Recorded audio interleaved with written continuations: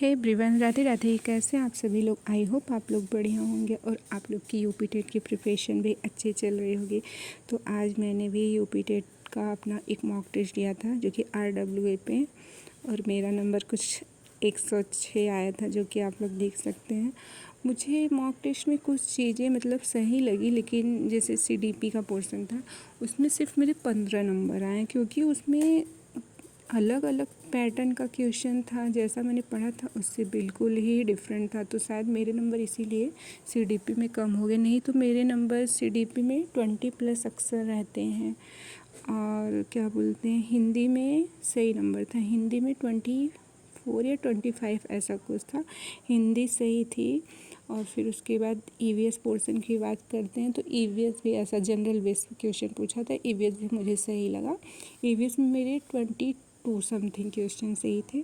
और फिर उसके बाद संस्कृत का दिया था, संस्कृत में मेरे 28 क्वेश्चन सही थे। संस्कृत का पोर्शन मुझे काफ़ी इजी लगा RWA के मॉक टेस्ट पे। और बात करते हैं मैथ की, जो कि मेरा मैथ वाला पोर्शन वीक है। तो इसमें मैथ के पोर्शन में मतलब जो था क्वेश्चन पूछा था वो पेडागॉजी बेस्ड क्वेश्चन था, तो इसीलिए मेरे 16 आ गए नंबर। नहीं तो मेरे मैथ में और भी कम नंबर आते हैं, क्योंकि मेरा मैथ का जो पोर्शन है वो वीक है। लेकिन फिर भी आज ठीक ही आया। लेकिन मैथ पे मतलब मुझे वर्क करना है और भी ज़्यादा, कम से कम 20+ मैथ में आ ही जाए तो भी सही है। और तो टोटल मेरे 106 नंबर आए।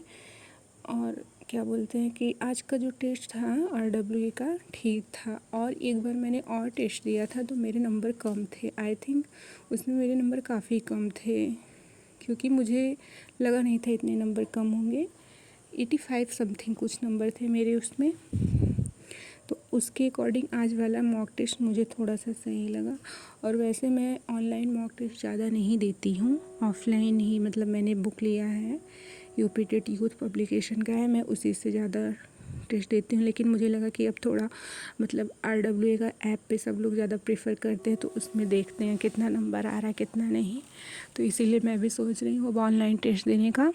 और अभी तैयारी में मतलब CDP और संस्कृत, हिंदी तो ठीक है, और क्या बोलते हैं उसमें EVS और मैथ पे मतलब वर्क करने की ज़रूरत है मुझे, क्योंकि सबसे ज़्यादा तो संस्कृत में याद करने वाला पोर्शन है। क्योंकि जैसे कारक हो गया, समास हो गया, कारक में जो सूत्र होते हैं उससे हमें याद करना पड़ेगा, तभी हम क्वेश्चन सॉल्व कर पाएंगे, नहीं तो नहीं कर पाएंगे।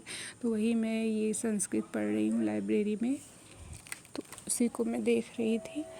और EVS का पोर्शन भी सही था, लेकिन EVS में कुछ जैसे वन्यजीव अभयारण्य हो गया, और ये जो क्या बोलते हैं उत्पादक उपभोक्ता अपघटक हो गया, इन सब से भी चीज़ें हमें कवर करनी पड़ती हैं।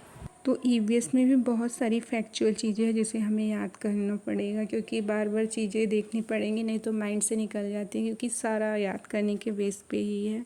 तो EVS भी मुझे मतलब देखना पड़ेगा, क्योंकि उसमें भी डेट वगैरह बहुत ज़्यादा पूछता है। और थोड़ा बहुत क्या बोलते हैं उसको भी देखना पड़ेगा, पॉलिटी का पोर्शन, उससे भी 1-2 क्वेश्चन देखने को मिल जाता है। सो ऐसे ही तैयारी चल रही है। और आप लोग की तैयारी कैसे चल रही है प्लीज़ हमें कमेंट करके बताइएगा। और आप लोग के टेस्ट में कितने नंबर आ रहे हैं मुझे ये भी बताइएगा, और वीडियो में क्या क्या करना चाहिए ये बताइएगा। सो बाय बाय।